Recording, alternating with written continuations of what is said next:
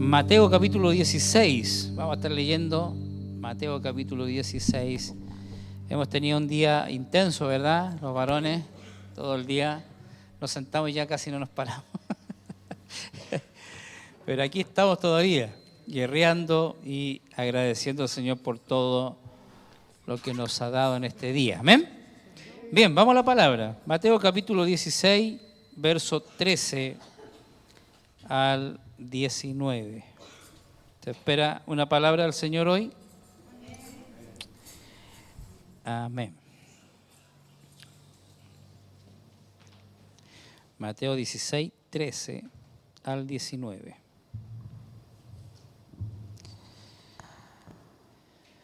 ¿Lo tiene? Vamos a esperar que la coloquen acá por los que no tienen todavía la Biblia. ¿Sí? Se busca sonidista. Sí. Ah, sí. Y la pastora a veces dice, un aviso de utilidad pública, se busca sonidista, dice. Se busca un sonidista. Amén. ¿Estamos? Mateo 16, 13 al 19. 13. 16, 13 al 19. ¿Lo tiene ahí? ¿Ya? Bien. Vamos a leer de acá, para que todos podamos leer. Dice, viniendo Jesús a la región de Cesarea de Filipo, preguntó a sus discípulos, diciendo, ¿quién dicen los hombres que es el Hijo del Hombre? Ellos dijeron, unos Juan el Bautista, otros que tú eres Elías, y otros Jeremías o alguno de los profetas. Y él les dijo, ¿y vosotros quién decís que soy yo? Verso siguiente, respondiendo Simón Pedro, dijo, tú eres el Cristo, el Hijo del Dios viviente. Entonces le respondió Jesús, bienaventurado eres Pedro, eres Simón, hijo de Jonás, porque no te lo reveló carne ni sangre, sino mi Padre que está en los cielos. Y yo también te digo que tú eres Pedro, y sobre esta roca edificaré mi iglesia, y las puertas del Hades no prevalecerán contra ella. Verso 19, y a ti te daré las llaves del reino de los cielos, y todo lo que atares en la tierra será atado en los cielos, y todo lo que desatares en la tierra será desatado en los cielos. Amén. Aleluya. Puede tomar asiento y prestamos atención a la palabra del Señor.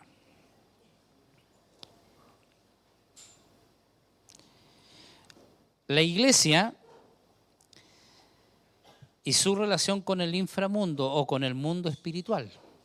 La iglesia está muy, pero muy relacionada con el mundo espiritual. Amén. Y hay un principio que es el principio de la primera mención. ¿Sí? La primera mención. ¿A qué me refiero? Que cuando hay un tema en la Biblia que se menciona por primera vez, se convierte en una regla clave para interpretar futuras menciones o pasajes. ¿Amén?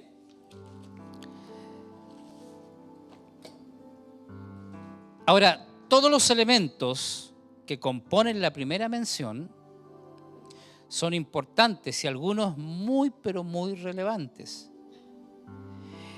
En la primera mención hay patrones y principios que debemos siempre tomar en cuenta. Este pasaje que acabamos de leer es la primera mención, o es, para que usted me entienda, la primera vez que Jesús menciona la posición de la iglesia. Aquí es la primera vez que aparece la palabra iglesia. Amén. Amén. ¿Están acá? Así que en esta es la primera mención sobre la iglesia o La primera mención de la iglesia se encuentra en este pasaje, en Mateo 18, 18. ¿Qué dice Pastor Brandon? Si la puedes colocar, el verso 18. De cierto, os digo que todo... No, el verso anterior.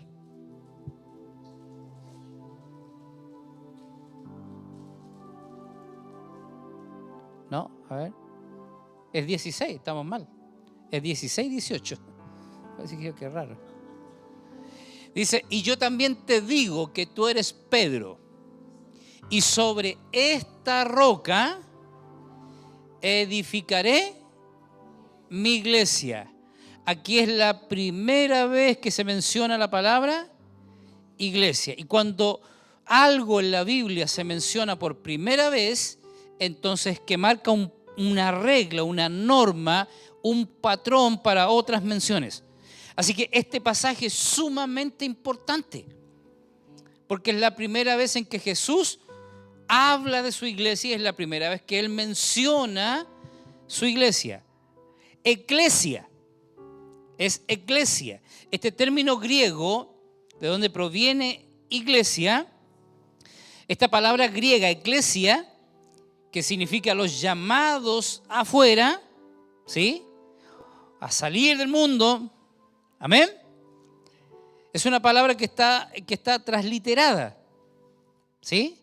Usted sabe que hay cosas que se traducen literalmente, y una transliteración es cuando se saca la idea porque no tiene un concepto claro o una definición clara, entonces se traspasa la idea. Así que, porque la palabra iglesia es una congregación, pero puede ser una congregación de un club deportivo, de un club social, de una entidad religiosa, pero esta eclesia se está refiriendo a los que el Señor ha llamado. Amén. Ahora, en este pasaje donde Jesús indica a Él y anuncia que Él edificará su iglesia. Entonces, ¿quién es el que edifica su iglesia?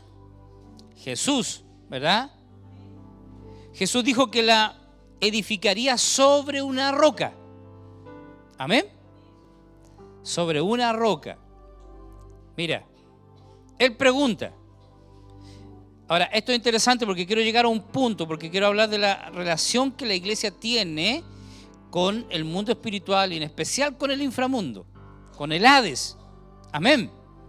Porque dice que viniendo Jesús a la región de Filipo, de Cesarea de Filipo, le preguntó a sus discípulos, oye, ¿qué dice la gente? ¿Quién soy yo? Y ellos dijeron, algunos dicen que tú eres Juan el Bautista, otros dicen que tú eres Elías, otros dicen que eres Jeremías o alguno de los profetas. Ya. ¿Es importante lo que dice la gente? Sí. Pero Jesús luego pregunta a ellos, ¿y ustedes? Esa es la opinión de la gente de afuera. Pero ustedes, Gloria, Rosano, Patricio, Priscila, ustedes, ¿qué creen acerca de mí? ¿Quién soy yo? Porque la gente cree que soy un profeta, que soy esto, que soy esto otro. Pero ustedes, los que están más cercanos a mí, porque recuerda, le está preguntando a los discípulos, ¿ustedes qué dicen? Y es allí donde Pedro tiene esta gran revelación sobre la cual Cristo edifica su iglesia. Amén. Y Pedro dice, tú eres el Cristo, el Hijo del Dios viviente. Y Jesús, la respuesta de él fue, bien, Pedro, porque esto no te lo reveló una persona, no te lo reveló ni carne ni sangre, sino mi Padre que está en los cielos. Y yo te digo que tú eres Pedro, y sobre esta roca, o sea, sobre esta revelación que tú acabas de tener, sobre esta revelación de quién soy yo, quién es el Cristo, porque mira, nota la revelación que tuvo Pedro. Pedro dice, tú eres el Cristo, el Hijo del Dios viviente. Amén.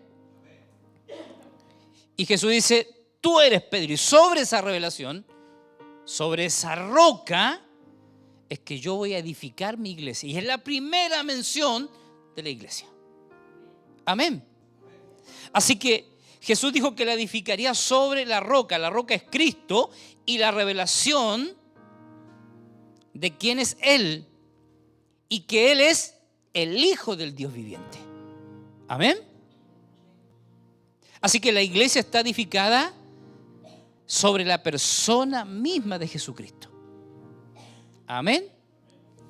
Por eso conversaba con alguien el otro día y le decía, mira, las iglesias y muchas iglesias se edifican muchas veces muchas cosas que no tienen nada que ver con Cristo. Por eso cuando la iglesia es edificada sobre un evangelio, con lo que decía el apóstol hoy día, sobre ese evangelio, ¿sí? ¿Recuerdan lo que decían los varones? Lo que decía el apóstol David ya, sobre ese evangelio alternativo, ese evangelio liviano, cuando la gente es edificada sobre ese evangelio de la prosperidad, yo no sé, yo creo que Dios prospera y nos ha prosperado, ¿verdad? Pero también nos habla de que su iglesia no sería edificada sobre esas cosas, sino sobre la revelación de quién es Él, que Él es el Cristo, el Hijo del Dios viviente. Por eso cuando la gente es edificada sobre otras cosas que no tienen nada que ver con Cristo, y cuando vienen los conflictos, ¿qué sucede? Se derrumban. Amén. Cuando te predican del evangelio de la prosperidad y que todo es prosperidad y todo es prosperidad, y cuando no te va bien y no eres próspero, ¿qué sucede? La gente se va. Porque se siente engañada, se siente estafada. Lo que nos decía nuestro apóstol hoy día. Cuando te dicen ven al evangelio o ven a Cristo, se te van a acabar todos tus problemas. Y tú dices, ¿de qué me están hablando si tengo más problemas ahora? Amén. Pero su iglesia es edificada sobre la persona misma de Jesucristo. Amén.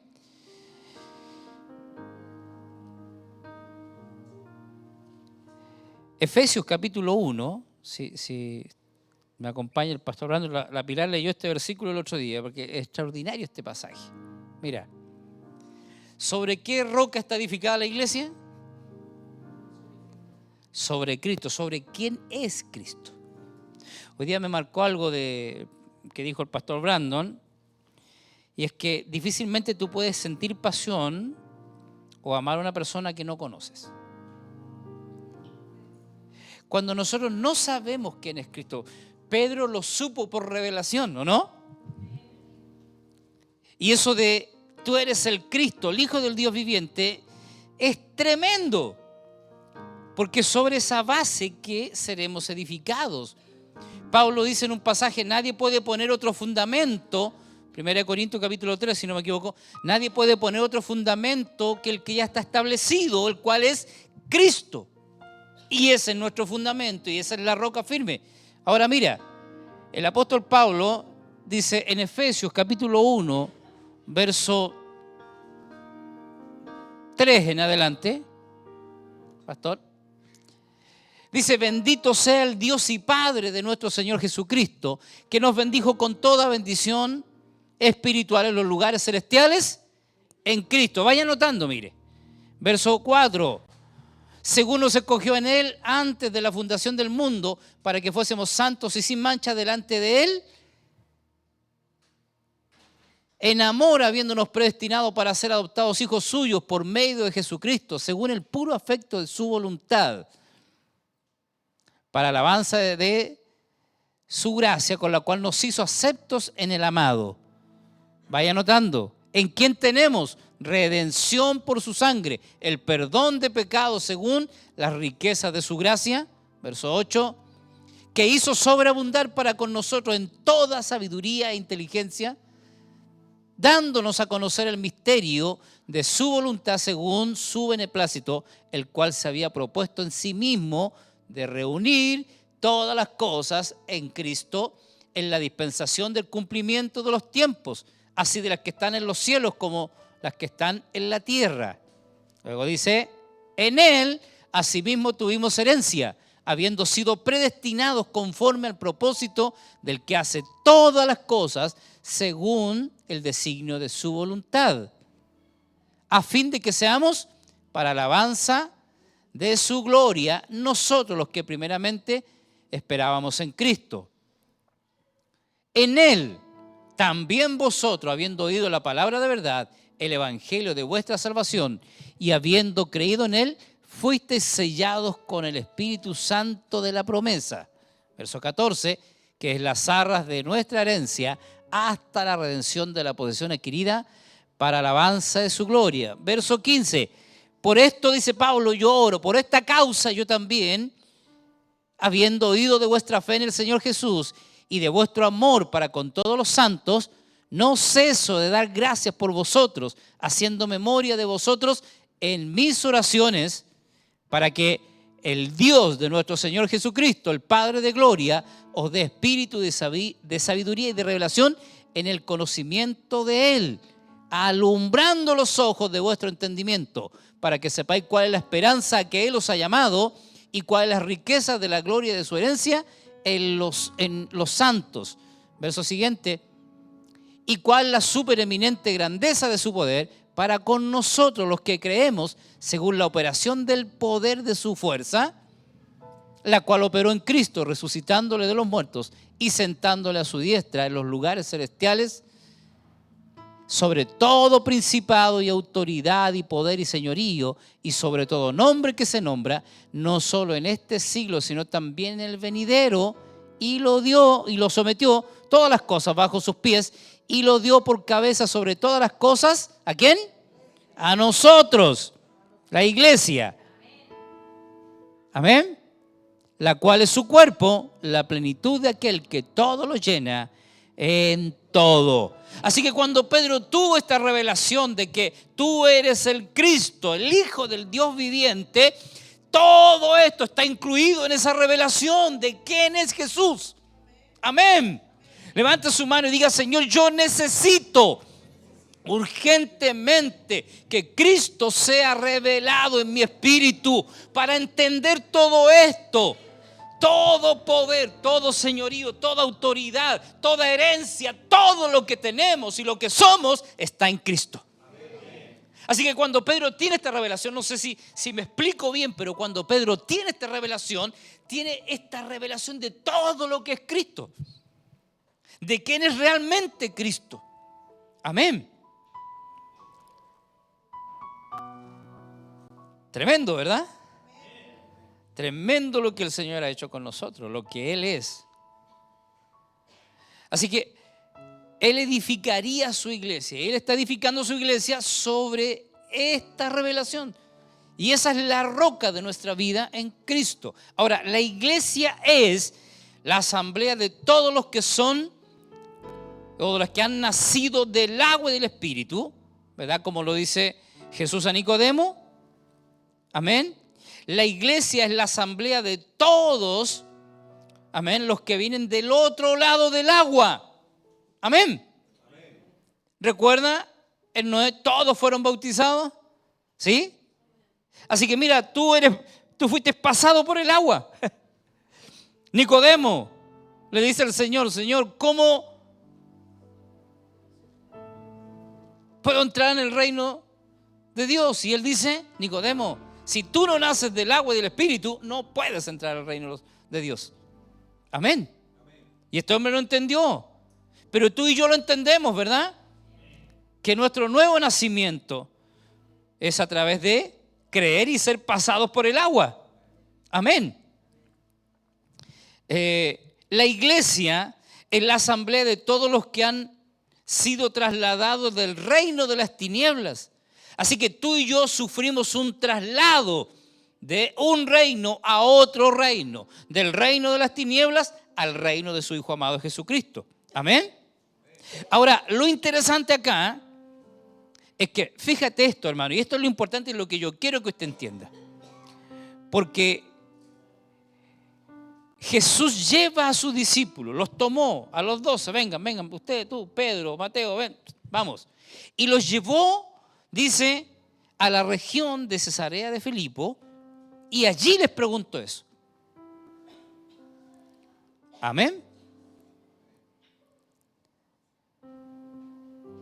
Y cuando ellos contestaron y Pedro tuvo esta revelación, el Señor dice: bienaventurado eres Simón, hijo de Jonás, porque no te lo reveló ni carne ni sangre, sino mi Padre que está en los cielos. Y agrega: y yo también te digo que tú eres Pedro, y sobre esta roca edificaré mi iglesia. Mira, y luego agrega: y las puertas del Hades no prevalecerán contra ella. Y es aquí donde el Señor inserta a su iglesia, ¿verdad? en esta relación con el mundo espiritual, porque Él dice, esta es mi iglesia, la que es edificada sobre mi persona, sobre quién soy yo, y esta iglesia edificada sobre mi vida, sobre mi persona, las puertas del Hades no van a prevalecer.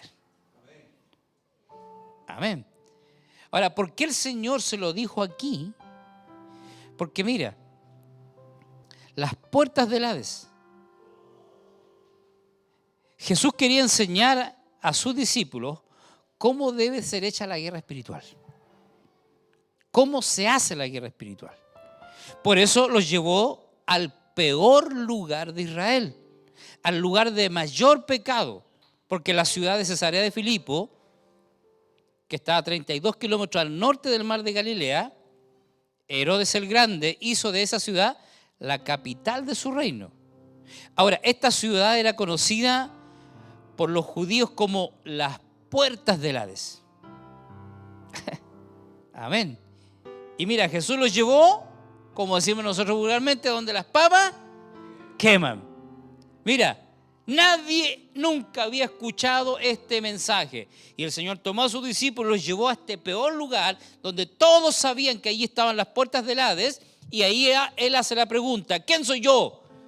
Y Pedro tiene esta revelación, y el Señor dice, sobre esta revelación yo edificaré mi iglesia, y las puertas del Hades, las puertas del infierno, del inframundo, jamás podrán impedir los embates de la iglesia. Amén. Así que mira, como primera cosa, las puertas del Hades. En la antigüedad los judíos creían que las puertas del Hades, o del inframundo, del infierno, estaban en forma general en la ciudad militar romana de Cesarea, en el norte de Israel, al pie del monte Hermón. ¿No le suena parecido, conocido el monte Hermón? ¿Dónde se menciona el monte Hermón en la Biblia? ¿Ah? En el Salmo 133. Amén. Si lo puedes colocar, Pastor Orlando, en un salmo cortito este. Pero aquí se menciona. En algún momento nosotros hablamos, ¿se acuerda de los portales? Pues bien, este lugar, el monte Hermón, es un portal donde sucedían muchas cosas espirituales, donde se pensaba que allí estaba la puerta al inframundo. Mira, ahí. El verso 1 dice, cuán bueno y cuán delicioso, ¿recuerda? Es habitar los hermanos juntos en armonía. Es como el buen óleo que desciende sobre, ahí lo dice, como el rocío, como el buen óleo que desciende sobre la cabeza, la cual desciende sobre la barba de Aarón y baja hasta el borde de sus vestiduras, como el rocío de Hermón que desciende sobre los montes de Sión, porque allí envía Jehová bendición y vida eterna. Amén. Este lugar era el peor lugar que estaba en Cesarea de Filipo, el monte Hermón. Y es un portal. Y allí los llevó el Señor. Ahora, en la forma específica, en la cueva del dios Pan, la cual se encontraba en el límite de la ciudad de Cesarea. Ahora, había una gruta allí, un pozo y un precipicio lleno de agua, tan profundo que nadie podía calcular su fin. Los orientales creían que era la entrada al inframundo. Amén. Ahora, la expresión idiomática, las puertas del Hades, era un modismo usado por los orientales para designar al gran poder del trono de la ciudad del reino del infierno. Es decir, ellos creían que en Cesarea estaba el trono del infierno y el trono de Satanás, y que al ser esa ciudad la sede del gobierno romano en Canaán, allí estaba el trono infernal del imperio romano. Ahora, en ese lugar donde Jesús los llevó, habían templos. Enfrente de la cueva había un dios que era el dios Pan, así tal cual, el dios Pan.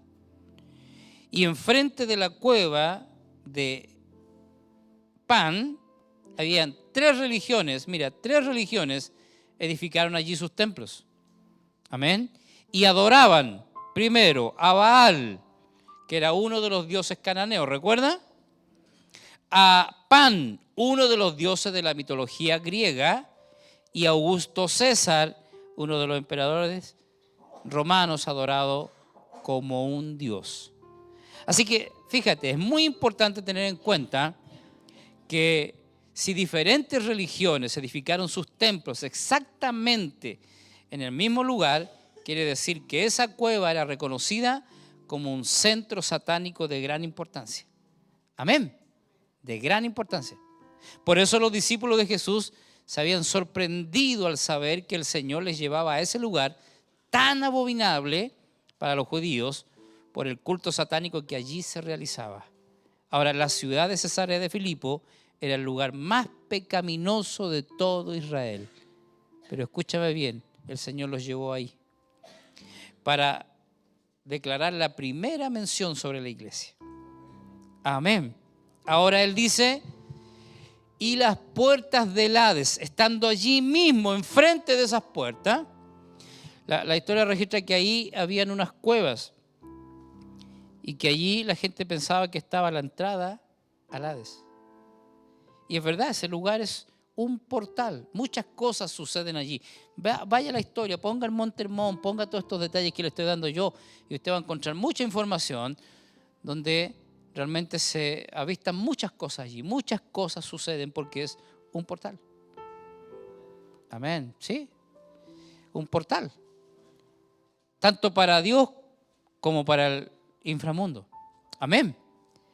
Ahora, esto es lo tremendo, que el Señor llevó a sus discípulos allí y los puso enfrente de donde estaba todo, ¿verdad? Ese lugar satánico, y Él preguntó a sus discípulos. Y cuando Pedro tiene esta revelación, Él dice, y yo te digo que tú eres Pedro, sobre esta roca edificaré la iglesia, mi iglesia, y las puertas del Hades no prevalecerán contra ella. Siempre hemos creído que es el infierno el que nos ataca a nosotros. Mira, aquí hay un mandato aparte de esto. Porque el Señor está mandando a la iglesia y primero le enseñó a sus discípulos cómo hacer la guerra espiritual, que hay que ir al lugar mismo.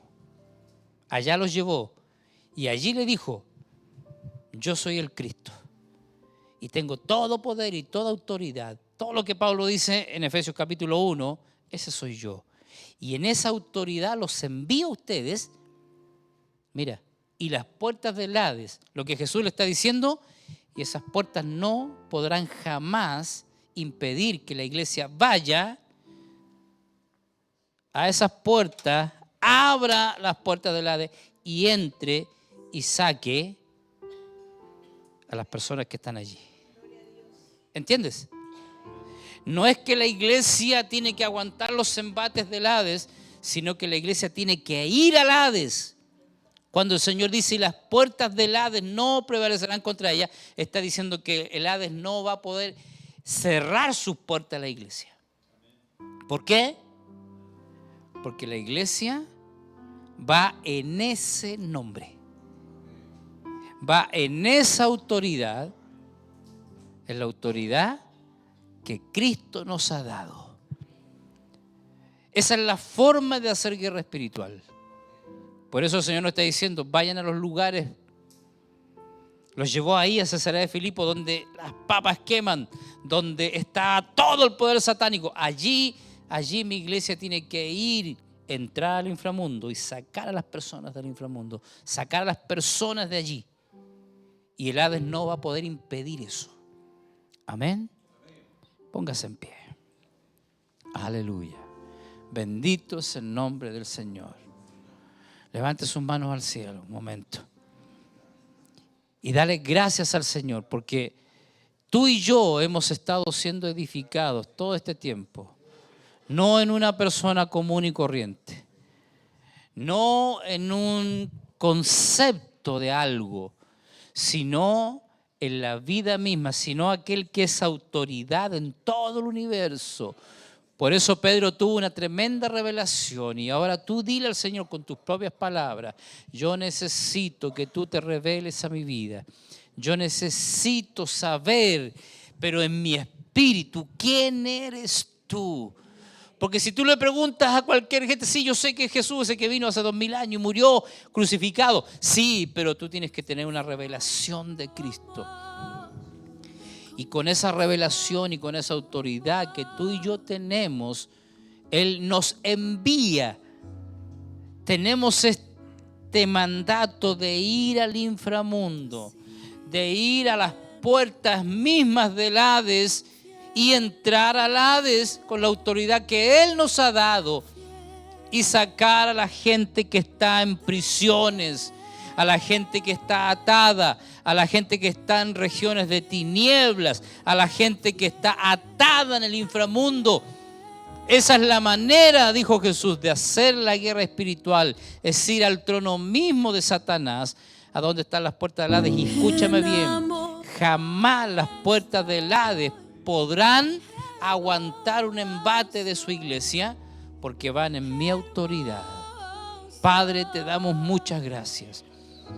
Gracias porque tu iglesia es poderosa, porque tu iglesia es edificada sobre esta revelación de Cristo, porque tu iglesia no tiene que temer, Señor, porque muchas veces estamos esperando que tú nos mandes, pero así como tú mandaste a ser discípulo y a predicar tu evangelio, ya está dada la orden, también está dada la orden de ir al inframundo.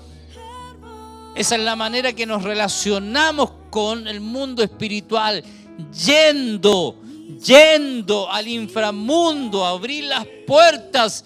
Las puertas del inframundo tendrán que abrirse cuando tu iglesia se pare en ese lugar para rescatar a los que están perdidos, para rescatar las almas de las personas que están allí, Señor, siendo atormentadas, Padre.